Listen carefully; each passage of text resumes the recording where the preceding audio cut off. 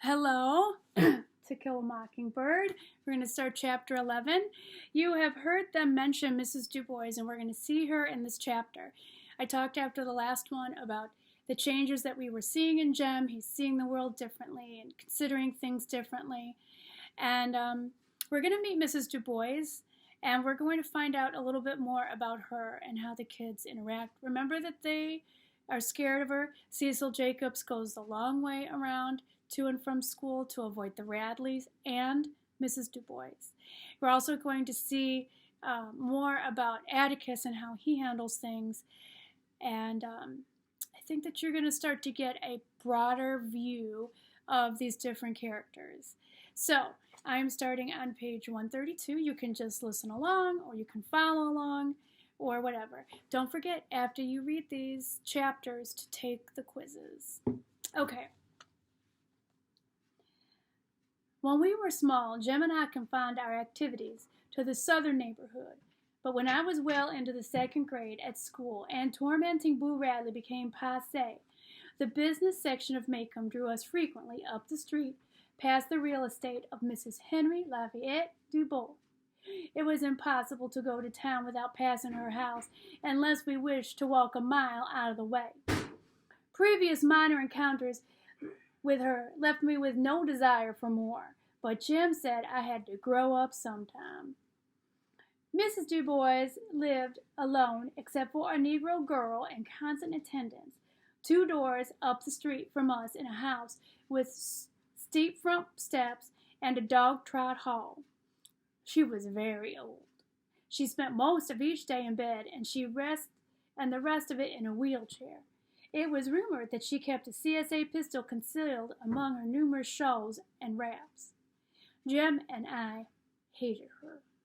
If she was on her porch when we passed, we would be raked by her wrathful gaze, subjected to ruthless interrogation regarding our behavior, and given a melancholy prediction of what we would amount to when we grew up, which was always nothing.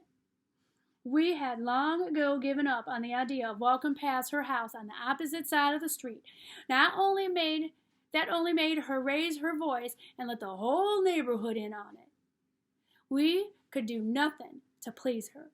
If I said as suddenly as I could, "Hey, Mrs. Dubose," I would receive for an answer, "Don't you hey me, you ugly girl. You say good afternoon, Mrs. Dubose."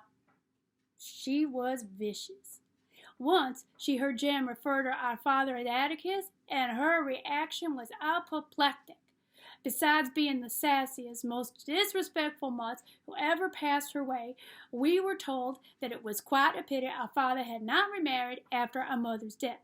A lovelier lady that our mother had never lived, she said. It was heartbreaking, the way Atticus Finch let her children run wild. I did not remember our mother, but Jem did, and he would tell me about her sometimes, and he went livid when Mrs. Dubose shot us this message. Jem, having survived Boo Radley, a mad dog, and other terrors, had concluded that it was cowardly to stop at Miss Rachel's front steps and wait, and he decreed that we must run as far as the post office corner each evening to meet Atticus coming from work. Countless evenings Atticus would find Jem furious at something Mrs. Dubose had said when we went by. "Easy does it, son," Atticus would say. "She's an old lady, and she's ill. You just hold your head high and be a gentleman. And whenever she says to you, it's your job not to let her make you mad." Jem would say she must not be very sick, she hollered so. And when the 3 of us came to her house, Atticus would sweep off his hat and wave gallantly to her and say, "Good evening, Miss Dubose. You look like a picture this evening." I never heard Atticus say like a picture of what. He would tell her the courthouse news and would say he hoped that with all his heart that she was having a good day tomorrow.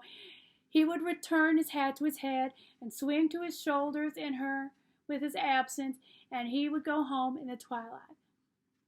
It was times like these when I thought my father, who hated guns and had never been to any wars, was the bravest man that had ever lived.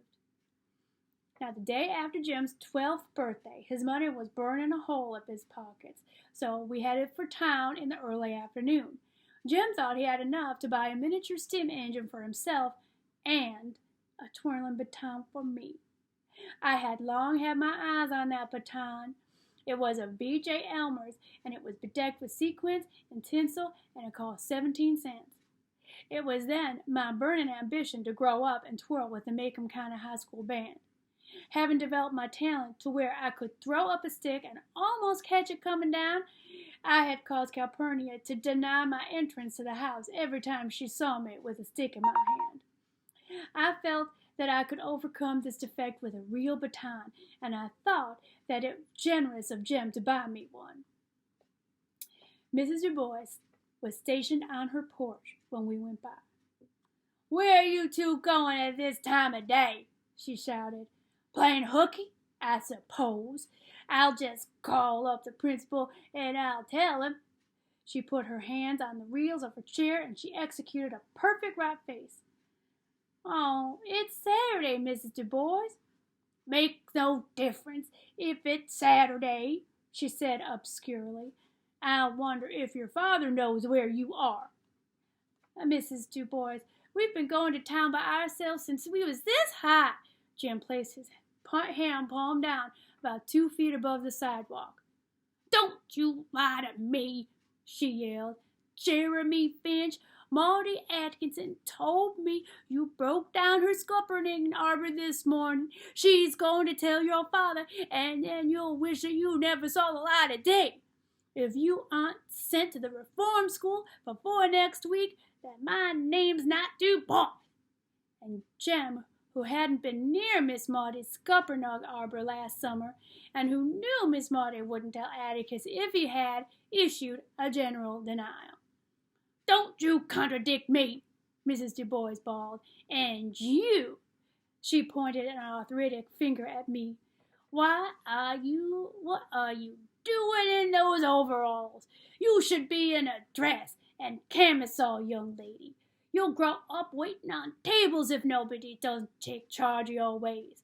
A Finch waiting on tables at the OK Cafe. Ha!" I was terrified. The OK Cafe was a dim organization on the north side of the square. I grabbed Jem's hand, but he shook me loose.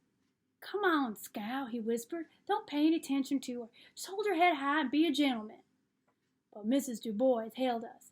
Not only a Finch waiting on tables, but one in the courthouse lawn for Negroes. Jem stiffened. Mrs. Dubose shot had gone home, and she knew it. Yes, indeed. What has this world come to when a Finch goes against his raisin? Oh, I'll tell you. She put her hand to her mouth, and when she drew it away, it trailed a long silver thread of saliva. "Your father's no better than the Negroes and trash that he works for." Jim was scarlet. He pulled at his sleeve, and I pulled at his sleeve, and we were followed up the sidewalk by Philip on our family's morals, degeneration, the major premise of which was that half the Finches were in the asylum anyway, but if our mother were living, we would not have come to such a state. Well, I wasn't sure which Jem was resented most, but I took umbrage at Mrs. Dubois's assessment of the family's mental hygiene. I'd become almost accustomed to hearing insults aimed at Atticus, but this was the first one coming from an adult. Except for her remarks about Atticus, Mrs. Dubois's attack was just only routine. There was a hint of summer in the air, and in the shadows it was cool, but the sun was warm, which meant good times coming. No school. End deal. Jem bought his steam engine, and we went to Elmore's for my baton. Jem took no pleasure in his acquisition. He jammed it in his pocket and walked silently beside me toward home. And on the way home, I nearly hit Mr. Link Dees, who said, "Look out now, Scout," when I missed a toss. And when we approached Mrs. Dubois's house, my baton was grimy from having been picked up out of the dirt so many times. She was not on the porch. In later years, I sometimes wondered exactly what made Jem do it. What made him break the bonds of "you must be a gentleman, son," and the phase of self-conscious rectitude that he'd recently entered. Jem had probably stood as much gruff about Atticus' lawn for Negroes as I had, and I took it for granted that he kept his temper. He had a naturally tranquil disposition and a slow fuse, and at the time, however, I thought the only explanation for what he did was that for a few minutes he simply went mad. What Jem did was something I'd do as a matter of course, had I not been under Atticus' interdict, which I assumed included not fighting horrible old ladies. We had just come to her gate when Jem snatched my baton and ran flailing wildly up the steps into Mrs. Dubose's front yard, forgetting anything Atticus had said, forgetting that she packed a pistol under her shawls, forgetting that if Mrs. Dubose missed, her girl Jessie probably wouldn't. He did not begin to calm down until he had cut down the top of every camellia bush Mrs. Dubose owned, until the ground was littered with green buds and leaves. And he bent my baton against his knee, and he snapped it in two, and he threw it down. By that time I was shrieking, and Jem yanked my hair, and he said he didn't care, and he'd do it again if he got a chance, and if I didn't shut up, he'd pull every hair out of my head. Well, I didn't shut up, and he kicked me, and I lost my balance, and I fell on my face, and Jem picked me up roughly, but he did look like he was sorry. There was nothing to say. We did not choose to meet Atticus coming home that evening. He skulked around the kitchen until Calpurnia threw us out. By some voodoo system, Calpurnia seemed to know all about it. She was a less than satisfactory source of palliation, but she did give Jem a hot biscuit and butter, which he tore in half and shared with me. It tasted like cotton. We went to the living room, and I picked up a football magazine, and I found a picture of Dixie Howe, and I showed it to Jem, and I said, "Well, this looks like you." That was the nicest thing I could think to say to him, but it was of no help. He sat by the windows, and he hunched down in a rocking chair, scowling and waiting. Daylight faded. 2 geological ages later, we heard the soles of Atticus' shoes scrape the front steps, and the screen door slammed. There was a pause, and Atticus was at the hat rack in the hall, and we heard him call, "Jem!" and his voice was like the winter wind. Atticus switched on the ceiling light in the living room, and he found us frozen still. He carried my baton in one hand. His filthy yellow tassel trailed on the rug, and he held out his other hand, and it contained fat camellia buds. "Jem," he said, "are you responsible for this?" "Yes, sir." "Why'd you do it?" Jem said softly, "She said that you allowed for Negroes and trash."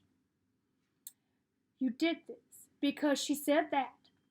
Jem's lips moved, but his "yes, sir" was inaudible. "Son, I have no doubt that you have been annoyed by your contemporaries about me long for Negroes, as you say, but to do something like this to a sick old lady is inexcusable. I strongly advise you to go down and have a talk with Mrs. Dubose," said Atticus. "Come straight home afterwards." Jem did not move. "Go on," I said. I followed Jem out the living room. "Come back here," Atticus said to me. I came back. Atticus picked up the mobile press, sat down in a rocking chair Jem had vacated. For the life of me, I did not understand how he could just sit there in cold blood and read a newspaper when his only son stood an excellent chance of being murdered with a Confederate Army relic. Of course, Jem antagonized me sometimes until I could kill him, but when it came down to it, he was all I had. Atticus didn't seem to realize that. Or if he did, he didn't care. I hated him for that. But when you're in trouble, you easily become tired, so I was hiding in his lap, and his arms were around me. "You're mighty big to be rocked," he said. "I don't care what happens. You don't care what happens to him," I said. "You just send him on to get shot at when all he's doing was standing up for you." Atticus pushed my head under his chin. "It is not time to worry yet," he said. I never thought Jem be the one to lose his head over this. Thought I'd have more trouble with you. I said I didn't see why we had to keep our heads, nobody I knew at school had to keep his head about anything. Scout, said Atticus, when summer comes, you'll have to keep your head about far worse things. It's not fair for you and Jem, I know that, but sometimes we have to make the best of things. And the way we conduct ourselves, chips are down, well, all I can say is when you and Jem are grown, maybe you'll look back on this with some compassion and feel and some feeling that I didn't let you down. This case, Tom Robinson's case, is something that goes to the essence of a man's conscience. Scout, I couldn't go to church and worship God if I didn't try to help that man. Atticus, you must be wrong. How's that? Well, most folks seem to think that they're right and you're wrong. Well, they're certainly entitled to think that, and they're entitled to full respect for their opinion, said Atticus. But before I can live with others, I've got to live with myself. And the one thing that doesn't abide my majority rule is a person's conscience. When Jem returned, he found me still in Atticus's lap. Well, son, said Atticus. He set me on my feet. I made a secret reconnaissance of Jem. He seemed to be all in one piece, but he had a queer look on his face. Perhaps she'd given him a dose of calomel. Cleaned it up for her, and I said I was sorry, but I ain't, and that I'd work 'em every Saturday to try to make 'em grow back. There was no point in saying you were sorry if you aren't, said Atticus. Jem, she is old and ill. You can't hold her responsible for what she says and does. Of course, I'd rather that she said it to me than to either of you, but we can't always have our druthers. Jem seemed fascinated by a rose in the carpet. Atticus, he said, she wants me to read to her. Read to her? Yes, sir.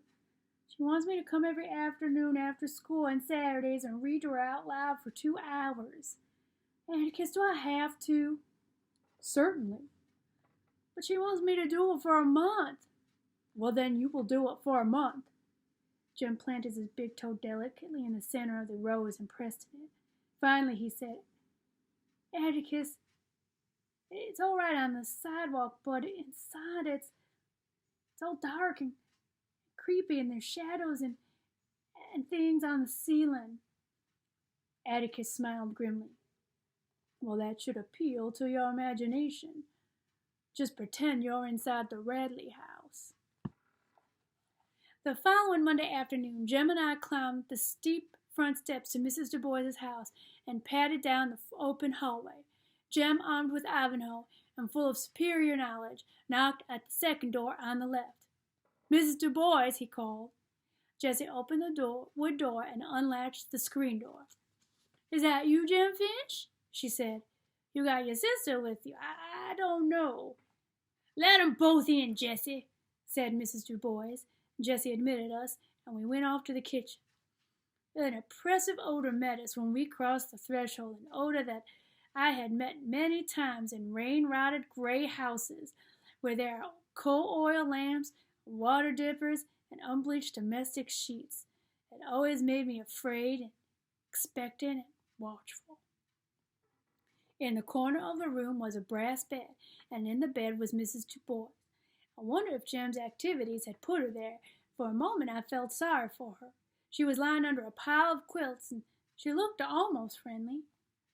There was a marble-topped washstand on her bed, and on it were a glass and a teaspoon in it, and a red-ear syringe, a box of absorbent cottons, and a steel arm clock standing on 3 tiny legs.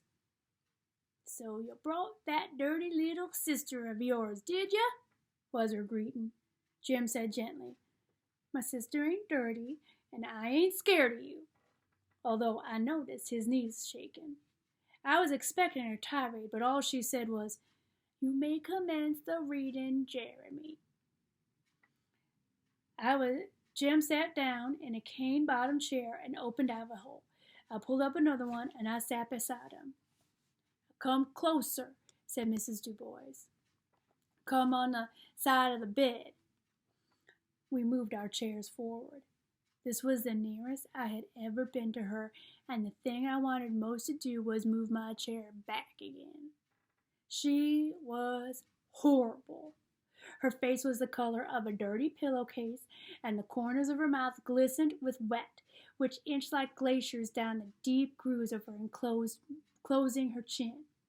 Old age liver spots dotted her cheeks, and her pale eyes had black pinpoint pupils. Her hands were knobby, and the cuticles were grown up over her fingernails.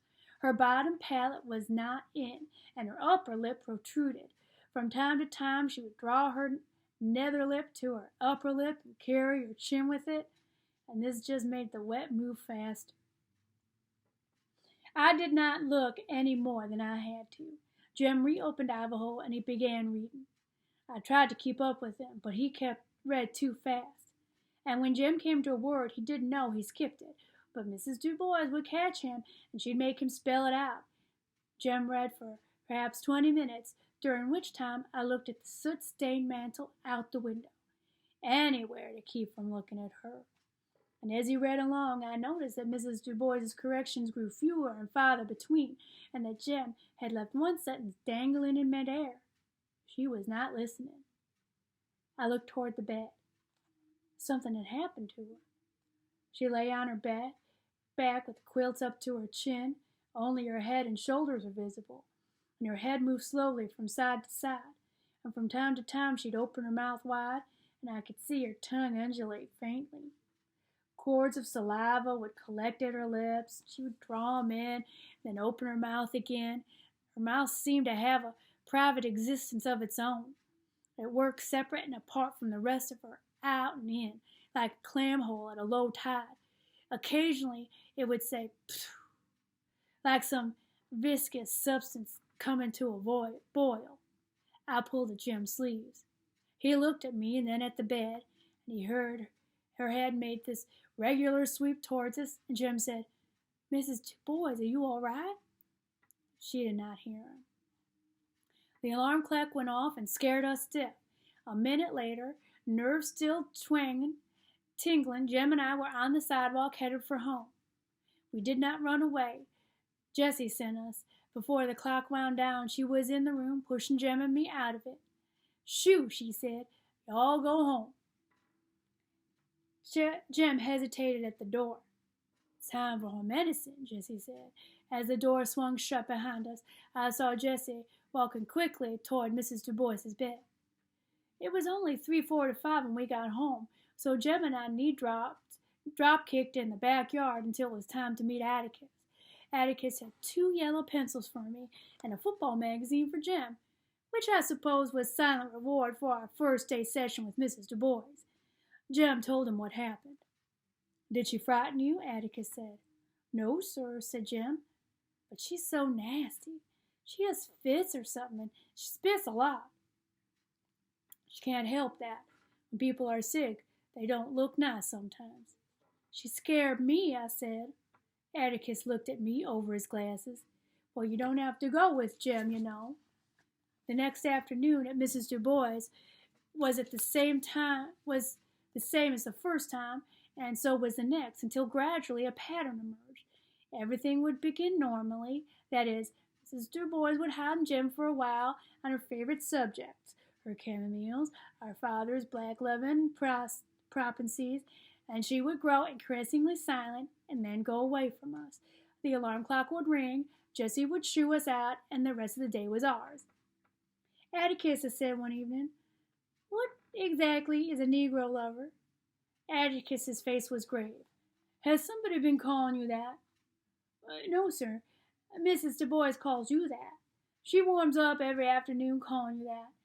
Francis called me that last Christmas. That's where I heard it first." "Is that the reason you jumped him?" asked Atticus.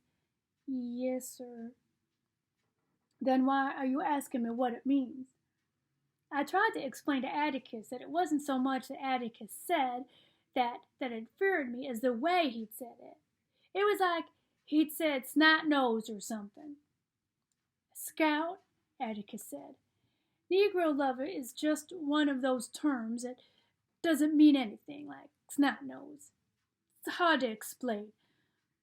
Ignorant, trashy people use it when they think somebody's favorite Negroes over and above themselves. It slipped into usage with some people like ourselves when they want a common, ugly term to label somebody.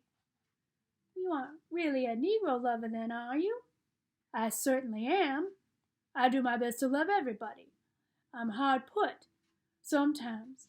Sometimes, baby, it's never an insult to be called what somebody thinks is a bad name. It just shows you how poor that person is. It doesn't hurt you. So don't you let Mrs. Dubose get you down. She has enough troubles of her own. One afternoon, a month later, Jem was plowing his way through Sir Walter Scout, as Jem called him, and Mrs. Dubose was correcting him at every turn when there was a knock on the door. "Come in!" she screamed. Atticus came in. He went to the bed and he took Mrs. Dubose's hand. "I was coming from the office and I didn't see the children," he said. "I thought they might still be here." Mrs. Dubose smiled at him. For the life of me, I could not figure out how she could bring herself to speak to him when she seemed to hate him so much. "Do you know what time it is, Atticus?" she said. "Exactly 14 minutes past 5. The alarm clock's set for 5:30. I wanted you to know that." It suddenly came to me that each day that we had been staying a little longer at Mrs. Dubose, that the alarm clock went off a few minutes later every day, and that she was well into one of her fits by the time it sounded. Today she had antagonized Jem for nearly 2 hours with no intention of having a fit, and I felt hopelessly trapped. The alarm clock was the signal for our release, and if one day it did not ring, what would we do? "I have a feeling that Atticus's reading days are numbered," said Atticus. "Only a week longer, I think," she said, "just to make sure." Jem rose, but Atticus put out his hand and Jem was silent. On the way home, Jem said that he had to do it for just a month, and a month was up and it wasn't fair. "Just one more week, son," said Atticus. "No," said Jem. "Yes," said Atticus. The following week found us back at Mrs. Dubose's. The alarm clock had ceased sounding, but Mrs. Dubose would release us with, "That'll do." So late in the afternoon, Atticus would be home reading the paper when we returned. Although her fits had passed off, she was in every other way her old self, and when Sir Walter Scott became involved in lengthy descriptions of moats and castles, Mrs. Dubose would become bored and pick on us. "Jeremy Fence, I told you that you'd live to regret tearing up my camomiles. You regret it now, don't you?" Jem would say he certainly did. "Thought you could kill me at my snow on the mountain, did you? Well, Jessie says the top's grown back. Next time you'll know how to do it right, won't you?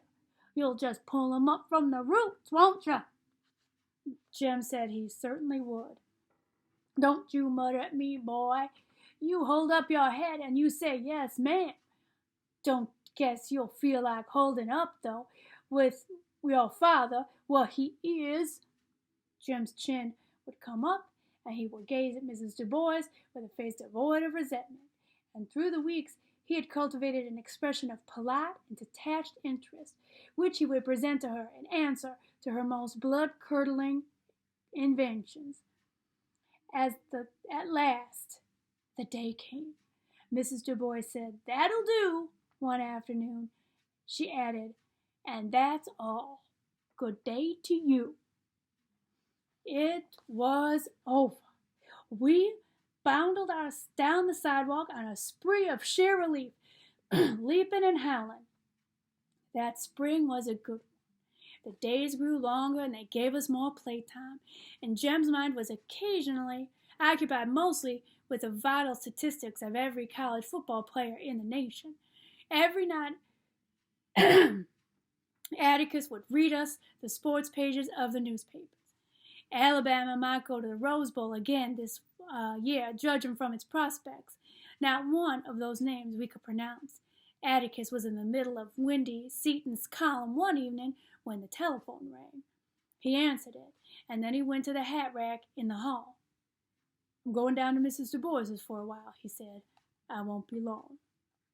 But Atticus stayed away until long past my bedtime, and when he returned he was carrying a candy box. Atticus sat down in the living room, and he put the box on the floor beside his chair. "What'd she want?" asked Jem. We had not seen Mrs. Dubose for over a month. She was never on the porch any more when we passed. "She is dead, son," said Atticus. "She died a few minutes ago." "Oh," said Jem. Well, it is right," said Atticus. "She is not suffering any more. She was sick for a long time. Son, didn't you know what her fits were?" Jem shook his head. "Mrs. Dubose was a morphine addict," said Atticus. "She took it as a painkiller for years. The doctor put her on it. She'd have spent the rest of her life on it and died without so much agony. But she was too contrary." "Sir?" said Jem. Atticus said, "Just before your escapade she called me to make her will. Dr. Reynolds told her that she only had a few months to live. Her business affairs were in perfect order, but she said, 'There's still one thing out of order.'" "What was that?" Jem was perplexed. "She said she was going to leave this world beholden to nothing and nobody. Jem, when you're sick as she was, it's all right to take anything to make it easier, but it wasn't all right for her. She said she meant to break herself of it before she died, and that's what she did." Jem said, "You mean that's what her fits were?" "Yes, that's what they were. And most of the time you were reading to her, I doubt that she heard a word you said. Her whole mind and body were concentrated on that alarm clock. If you hadn't fallen into her hands, I'd have made you read to her anyway. It may have been some distraction. And there was another reason." "Did she die free?" asked Jem. "As the mountain air, sir," said Atticus. "She was conscious to the last. Almost conscious," he said, "and cantankerous. She still disapproved heartily of my doings, and she said I'd probably spend the rest of my life bailing you out of jail. She had Jessie fix you this box." Atticus reached down and picked up the candy box. He handed it to Jem. Jem opened the box, and inside, surrounded by wires of damp cotton, was a white, waxy, perfect camellia. It was a snow on the mountain. Jem's eyes nearly popped out of his head. "Oh, hell devil! Old hell devil!" he screamed, flinging it down. "Why can't you leave me alone?" In a flash, Atticus was up and standing over him, and Jem buried his face in Atticus's shirt front. "Shh," he said. "I think that was her way of telling you everything's all right now. Jem's everything's all right. You know she was a great lady." "A lady?" Jem raised his head. His face was scarlet. "After all those things she said about you, a lady?" "She was. She had her own views about things, a lot different from mine, maybe. Son, I told you that if you hadn't lost your head, I'd have made you go read to her. I wanted you to see something about her. I wanted you to see what real courage is, instead of getting the idea that courage is a man with a gun in his hand. It's when you know you're licked before you begin, but you begin anyway, and you see it through no matter what. You rarely win, but sometimes you do. Mrs. Dubose won all 98 pounds of her. According to her views, she died beholden to nothing and nobody. She was the bravest person I ever knew." Jem picked up the candy box and he threw it in the fire. He picked up the chamomile and went off to bed, and I saw him fingering the wide petals. And Atticus was reading the paper. So that was a long one. But a lot of thought about what bravery is. She was addicted, and she wanted to get off before she died. You know, her attitude towards Jem and towards Scout and about their dad, it might not have been just the drugs. Atticus kind of alluded to that she had a way of being, that she felt how life should be, and that there were going to be a lot of people who were not okay with him defending Tom Robinson, who felt that he was putting a black person's life and opinions above somebody else and somebody who was white.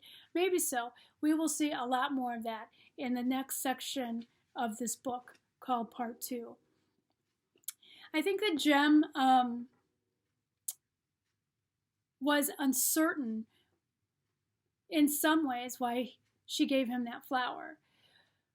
But I think he also knew that she appreciated what he did and that she cared about these flowers. And for her to take the moment to make sure that one got picked and put in a box with cotton, moist cotton, to keep it fresh and to keep it looking good. I think he knew that she appreciated him, even though she could be an absolutely horrible person. And I think there's a big lesson in that. And at the end of this chapter, I love it. I love it when Atticus says, I wanted you to see what real courage is, instead of getting the idea that courage is a man with a gun in his hand. It's when you know you're licked before, you begin what you begin anyway, and you see it through no matter what. What real courage is. Even though you might not win, even though it looks like you won't win, you do the right thing anyway. That's real courage. Well, I thank you all for listening, and this was longer, but do make sure to take your quizzes. I am going to make sure that I get a drink because my acid reflux causes me to have voice problems, and to wash my hands because I did a little bit of in there as I was going. So I will see you when I am reading the next set of chapters. Hope you have a great day.